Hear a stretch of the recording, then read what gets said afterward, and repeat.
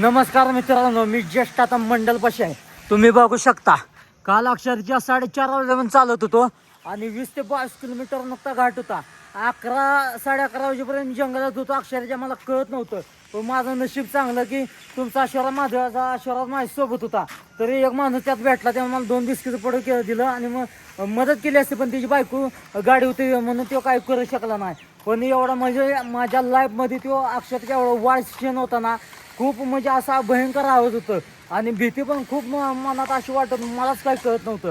मग आता सकाळी उठलो आणि इथं येऊन चहा पेलो, थोडंसं बरं वाटलं आणि खूपच कणकणी डोकं दुखायला लागलं. पहिली गोळी घेतो आणि रातचा व्हिडिओ तुम्ही पुढल्या भागामध्ये बघचालच आणि तुमचा सपोर्ट असू द्या. 25 किलोमीटर झालं चालत आलोय. अक्षरशः मराठी माणसाला कोण सुद्धा मदत करायला झाले. तुमच्या सपोर्टशिवाय मी काय करू शकत नाही. या जंगलात या माणसाशिवाय तुम्हाला कोण दिसतंय का बघा. 25 किलोमीटर झालं चालत आलोय. चालत तुम्हाला धावतो. तुम्हाला वाटत झालं नुकता जंगलात व्हिडिओ करतोय आणि इष्टाला सोडतोय.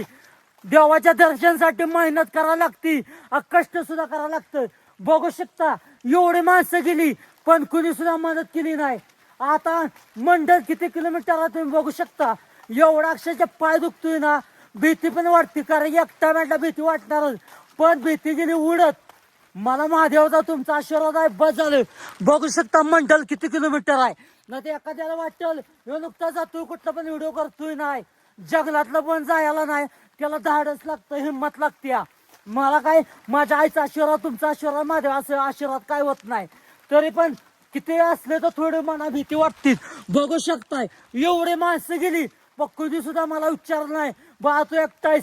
आता काय काय माणसं म्हणते 7च्या पुढे जंगलात जायच नाही. अक्षरशः भीती तर वाटणारच ना.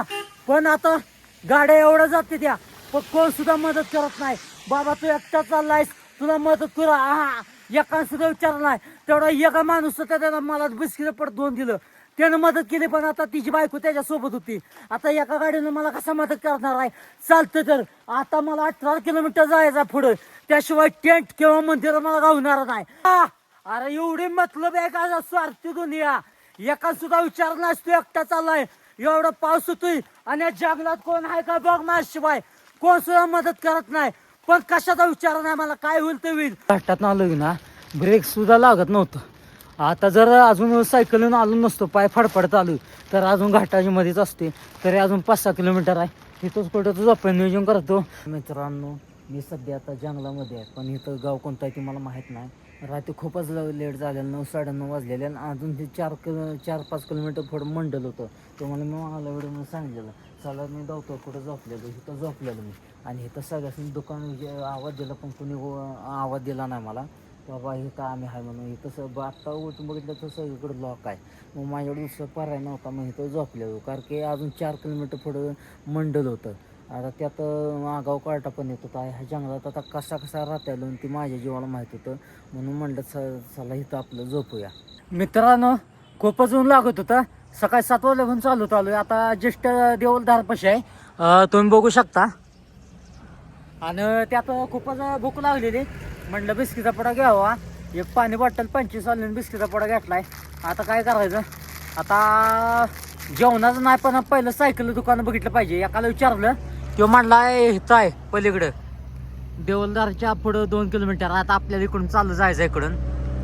तेवढं नशिबानं सायकल दुकान भेटलं पाहिजे, कारण की खूपच त्रास होतो या. आता केदारनाथ पासून चालू या. आता तुंगनाथ मध्ये पण काल गेलो होतो, मंदिरात पाय पडून आलो. आणि जंगलात तरी खूपच त्रास झाला.